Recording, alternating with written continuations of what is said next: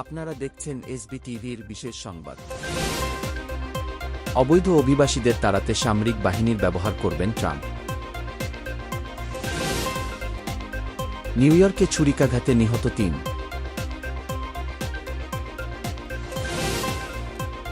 যুক্তরাষ্ট্রের যুদ্ধবিরতি প্রস্তাব গ্রহণ হিজবুল্লাহর ৩ শর্ত নেতানিয়াহু। রুশ মার্কিন উত্তেজনায় নতুন মোড়। অশান্ত মণিপুরে আরও ৫০ কোম্পানি কেন্দ্রীয় বাহিনী পাঠাচ্ছে ভারত। বায়ুদূষণে বিপর্যস্ত দিল্লি, দ্বিতীয় অবস্থানে ঢাকা। এবারে বিস্তারিত।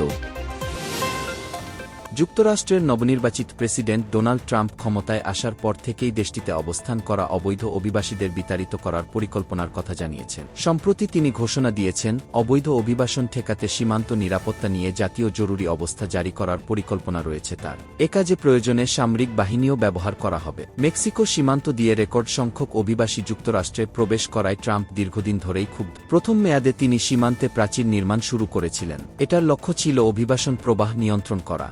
এবারের নির্বাচনে ট্রাম্পের অন্যতম প্রধান প্রতিশ্রুতি ছিল যুক্তরাষ্ট্রকে অবৈধ অভিবাসী মুক্ত করা। ট্রাম্পের মালিকানাধীন সামাজিক যোগাযোগ মাধ্যম ট্রুথ সোশ্যালে একজন রক্ষণশীল অধিকারকর্মী লেখেন, বাইডেনের কারণে অভিবাসন নিয়ন্ত্রণের প্রকল্পটি বাধাগ্রস্ত হয়েছে। ট্রাম্প এই প্রকল্প আবার চালু করতে জাতীয় জরুরি অবস্থা জারি এবং সামরিক সরঞ্জাম ব্যবহারের প্রস্তুতি নিচ্ছেন। এ পোস্টটি পরে শেয়ার করে ট্রাম্প মন্তব্য করেন, সত্যি, ট্রাম্প আগামী ২০ জানুয়ারি হোয়াইট হাউসে শপথ গ্রহণ করবেন। তার আগেই নতুন প্রশাসন সাজানোর কাজে মনোযোগ দিয়েছেন তিনি। অভিবাসন বিষয়ে কট্টরপন্থী টম হোম্যানকে সীমান্ত নিয়ন্ত্রণের দায়িত্ব দিয়েছেন ট্রাম্প। সরকারি তথ্যানুযায়ী বর্তমানে যুক্তরাষ্ট্রে প্রায় ১,১০,০০,০০০ অবৈধ অভিবাসী বসবাস করছে। ট্রাম্পের পরিকল্পনা বাস্তবায়িত হলে তা অন্তত ২ কোটি পরিবারের উপর সরাসরি প্রভাব ফেলতে পারে বলে আশঙ্কা করা হচ্ছে।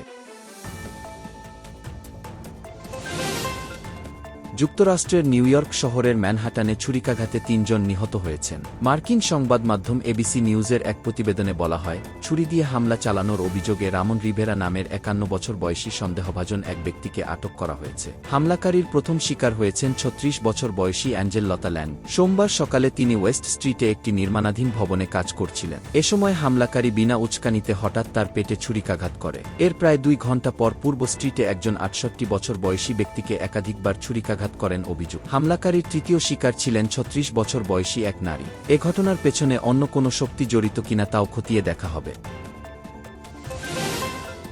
তুর্কি বার্তা সংস্থা আনাদোলু এজেন্সির খবরে বলা হয়েছে, ইসরায়েলের পররাষ্ট্র ও প্রতিরক্ষা বিষয়ক সংসদীয় কমিটির সঙ্গে কথা বলার সময় নেতানিয়াহু হিজবুল্লাহকে ইসরায়েলের উত্তর সীমান্ত দূরে সরে যেতে, সিরিয়া থেকে অস্ত্র সরবরাহের লাইন বন্ধ করতে এবং দক্ষিণ লেবাননে ইসরায়েলি সামরিক বাহিনীকে অবাধে কাজ করার স্বাধীনতা দেওয়ার আহ্বান জানিয়েছেন। হিজবুল্লাহ ও ইসরায়েলের মধ্যে ১ বছরেরও বেশি সময় ধরে চলা হামলার অবসান ঘটাতে একটি যুদ্ধবিরতি চুক্তিতে পৌঁছাতে ইসরায়েলের প্রধান মিত্র যুক্তরাষ্ট্র তেল আবিব এবং বৈরুতের মধ্যে মধ্যস্থতা করছে। লেবানন সরকার ও দেশটির সশস্ত্র গোষ্ঠী হিজবুল্লাহ ইসরায়েলের সঙ্গে যুক্তরাষ্ট্রের প্রস্তাবিত যুদ্ধবিরতি প্রস্তাব গ্রহণ করেছে, তবে তা এখনও চূড়ান্ত হয়নি। এ বিষয় সম্পর্কে সংশ্লিষ্ট লেবাননের এক শীর্ষ কর্মকর্তা এ কথা জানিয়েছেন। ইসরায়েলের সঙ্গে লেবানন ও হিজবুল্লাহর যুদ্ধবিরতি চুক্তির আলাপের বিষয়ে অবগত এক কূটনীতিক বলেছেন, চুক্তির বিস্তারিত এখনও চূড়ান্ত হয়নি, তবে এখন পর্যন্ত যতটা হয়েছে তাতেও চূড়ান্ত চুক্তি হতে পারে।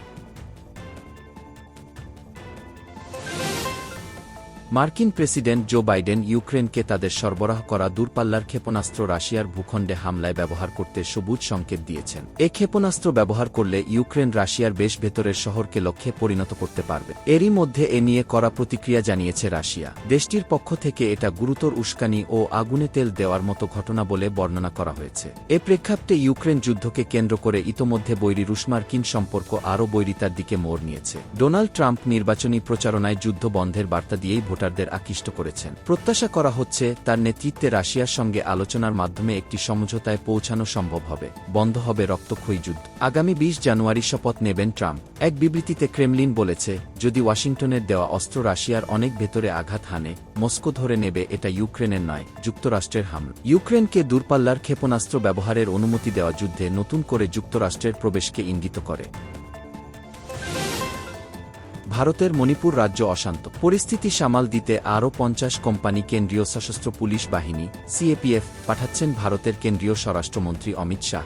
ওই রাজ্যের পরিস্থিতি নিয়ে নিজের মন্ত্রণালয় শীর্ষ কর্তাদের সঙ্গে বৈঠকে বসেছিলেন অমিত শাহ। মন্ত্রণালয় সূত্রের খবর, সেখানেই এই অতিরিক্ত বাহিনী পাঠানোর সিদ্ধান্ত নেওয়া হয়েছে। প্রতি কোম্পানির সদস্য সংখ্যা প্রায় ১০০। সেই মোতাবেক ওই রাজ্যে আরও ৫,০০০ জওয়ান পাঠাচ্ছে অমিত শাহের মন্ত্রণালয়। এমনিতেই ওখানে পরিস্থিতি নিয়ন্ত্রণের জন্য পুলিশ এবং সেনার সঙ্গে মোতায়েন রয়েছে কেন্দ্রীয় বাহিনী। ৬ জনের দেহ উদ্ধারের পর থেকে মেইতেইদের বিক্ষোভে উত্তপ্ত মণিপুর। রবিবার মহারাষ্ট্রের প্রচারের কর্মসূচি বাতিল করে দিল্লি ফিরে গিয়েছিলেন অমিত শাহ। সূত্রের খবর, দিল্লি পৌঁছে বৈঠক করেছিলেন তিনি। এরপর আবার নিজের মন্ত্রণালয় কর্তাদের সঙ্গে উচ্চ পর্যায়ের বৈঠক করেন তিনি। মন্ত্রণালয় সূত্রের খবর, ওই বৈঠকে মণিপুরের নিরাপত্তা পরিস্থিতি নিয়ে আলোচনা হয়েছে। তারপরেই সেখানে আরও ৫০ কোম্পানি কেন্দ্রীয় বাহিনী পাঠানোর সিদ্ধান্ত নেওয়া হয়েছে।